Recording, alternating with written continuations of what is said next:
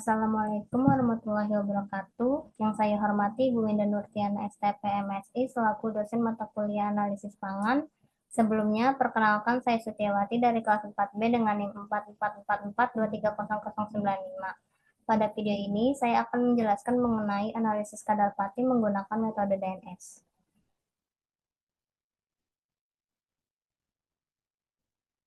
Adapun poin-poin yang akan dibahas yaitu pati, struktur pati, manfaat pati, kadar pati, pembuatan reagen DNA, pembuatan deret standar glukosa, dan analisis kadar pati.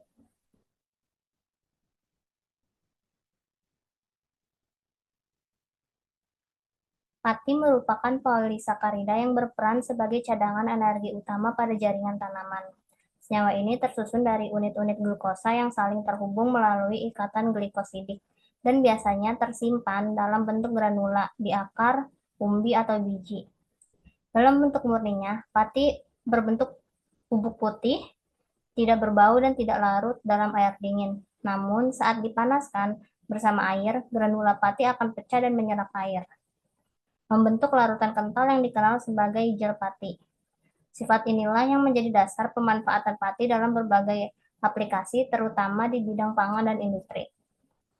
Secara struktur kimia, pati terdiri dari dua komponen utama, yaitu amilosa dan amilopektin.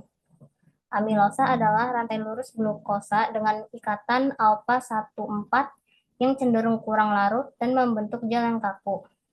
Sebaliknya, amilopektin memiliki struktur bercabang dengan ikatan alpha 1,4 dan alpha 1,6 yang membuatnya lebih mudah larut dan berperan dalam pembentukan viskositas selama proses gelatinisasi.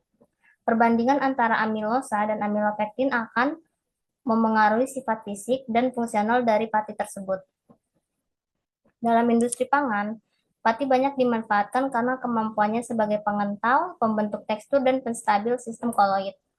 Contohnya, pati jagung atau maizena sering digunakan untuk mengentalkan saus, sedangkan tapioka dari pati singkong dimanfaatkan dalam pembuatan boba karena dapat membentuk gel yang kenyal dan transparan.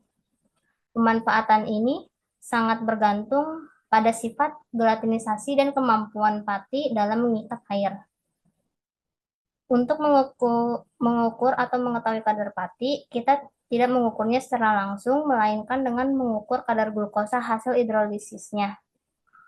Salah satu metode umum yang digunakan adalah metode DNS. Metode ini bekerja berdasarkan reaksi antara gula reduksi seperti glukosa dengan larutan DNS dalam kondisi basah. Reaksi ini menghasilkan warna merah orange yang intensitasnya sebanding dengan jumlah glukosa dalam sampel. Warna tersebut kemudian diukur menggunakan spektrofotometer pada panjang gelombang 540 nanometer. Adapun kelebihan dari metode ini yaitu prosedurnya yang sederhana, cepat, dan tidak memerlukan peralatan khusus. Oleh karena itu, metode ini sangat cocok digunakan dalam praktikum atau analisis awal di laboratorium. Sedangkan kekurangan metode ini kurang spesifik karena DNS juga bereaksi dengan gula reduksi lain seperti fruktosa dan maltosa. Hal ini itu dapat menyebabkan hasil analisis tampak lebih tinggi dari kadar glukosa yang sebenarnya. Melalui video ini, saya akan menjelaskan prosedur analisis kadar pati menggunakan metode DNS beserta tujuan dari setiap langkahnya. Semoga penjelasan ini bermanfaat dan dapat membantu teman-teman memahami materi dengan lebih baik. Prosedur pertama adalah pembuatan reagen DNS. Sebanyak 1,6 gram natrium hidroksida dilarutkan dalam 20 ml Aquades. Tujuannya untuk menciptakan suasana basah yang diperlukan agar reaksi reduksi antara gula reduksi dan DNS dapat terjadi. Tambahkan sebanyak 1 gram DNS ke dalam larutan natrium hidroksida. Tujuannya karena DNS adalah reaksi utama yang akan bereaksi dengan gula reduksi membentuk senyawa berwarna. Selanjutnya, larutan dipanaskan menggunakan hot plate. Tujuannya karena untuk mempercepat pelarutan DNS dan memastikan seluruh komponen larut sempurna. Dalam gelas lain, sebanyak 30 gram kalium natrium tatrat tetrahidrat dilarutkan dengan Aquades dan diaduk hingga homogen. Tujuannya karena senyawa ini bertindak sebagai stabilisator warna dan mencegah presipitasi selama reaksi DNS berlangsung. Tambahkan larutan kalium natrium tatrat ke dalam larutan DNS yang sudah dipanaskan, lalu diaduk hingga homogen. Tujuannya agar campuran menjadi reagen DNS siap pakai dengan kestabilan warna yang terjaga. Habis itu larutan didinginkan dan ditambahkan Aquades sehingga volumenya mencapai 100 ml. Tujuannya untuk menyesuaikan volume akhir reagen dan menurunkan suhu sebelum penyimpanan.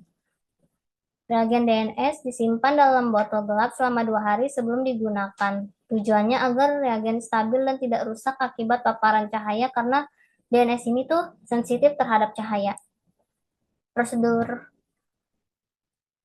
kedua adalah pembuatan deret standar glukosa. Sebanyak 1 gram glukosa ditimbang lalu dilarutkan dengan Aquades dalam labu ukur 100 ml hingga tanda tera. Tujuannya itu untuk membuat larutan stok glukosa sebagai dasar pengenceran. Lalu larutan stok glukosa dimasukkan ke dalam beberapa tabung reaksi, yang tujuannya untuk membagi larutan ke dalam wadah terpisah sesuai kebutuhan. Aquades ditambahkan ke masing-masing tabung reaksi yang tujuannya untuk mengatur konsentrasi glukosa dalam setiap tabung. Sebanyak 3 ml reagen DNS ditambahkan ke masing-masing tabung reaksi. Tujuannya untuk memulai reaksi antara glukosa dan DNS dalam suasana basah. Larutan dalam tabung dihomogenkan menggunakan vortex, yang tujuannya untuk mencampur larutan glukosa dan DNS secara merata. Tabung dipanaskan menggunakan hot plate selama 5 menit. Tujuannya untuk mempercepat reaksi pembentukan warna. Larutan diinkubasi selama 30 menit pada suhu ruang. Tujuannya untuk menstabilkan warna sebelum pengukuran. Absorbansi larutan diukur menggunakan spektrofotometer pada panjang gelombang 540 nanometer yang tujuannya untuk memperoleh data yang digunakan dalam pembuatan kurva standar.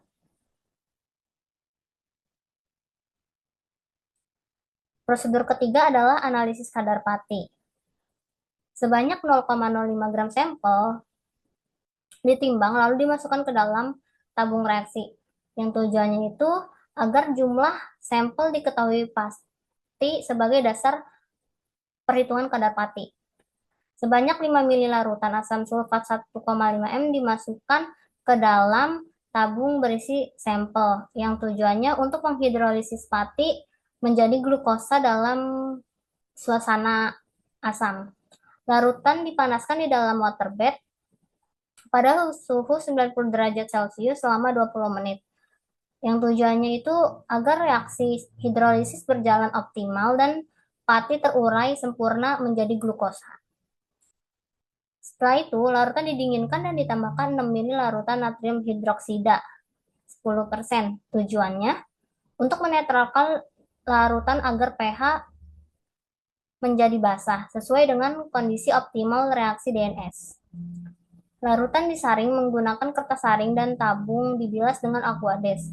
Tujuannya untuk memisahkan sisa padatan dari larutan dan memastikan seluruh filtrat terkumpul. Filtrat yang diperoleh diencerkan dengan Aquades hingga volumenya menjadi 50 ml. Tujuannya agar larutan homogen dengan konsentrasi sesuai untuk pengujian selanjutnya. Setelah itu, sebanyak 1 ml larutan diambil dan dimasukkan ke dalam labu ukur 10 ml. Tujuannya sebagai sampel kerja untuk dianalisis reaksinya dengan DNS. Sebanyak 2 ml reagen DNS dan 1 ml Aquades ditambahkan ke dalam labu tersebut, yang bertujuan agar glukosa dalam larutan bereaksi dengan DNS membentuk senyawa berwarna. Larutan dipanaskan kembali dalam water bed bersuhu 90 derajat selama 15 menit. Yang tujuannya itu untuk mengaktifkan reaksi pembentukan warna antara glukosa dan DNS. Setelah itu larutan didinginkan dan volumenya ditepatkan menjadi 10 mili dengan Aquades, lalu dikocok hingga homogen. Tujuannya agar volume seragam dan larutan siap diukur absorbansinya.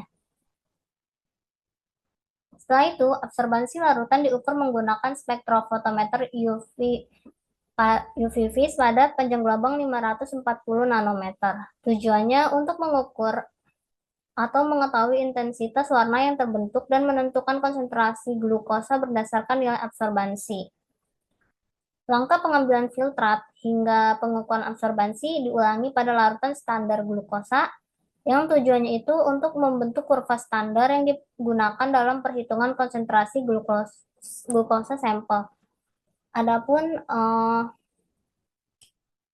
rumus dari kadar pati, yaitu kadar pati sama dengan konsentrasi glukosa dikali 0,9 dikali volume filtrat dikali faktor pengenceran per berat sampel. Habis itu dikali 100%. Sekian dari saya. Kurang lebihnya mohon maaf. Wassalamualaikum warahmatullahi wabarakatuh.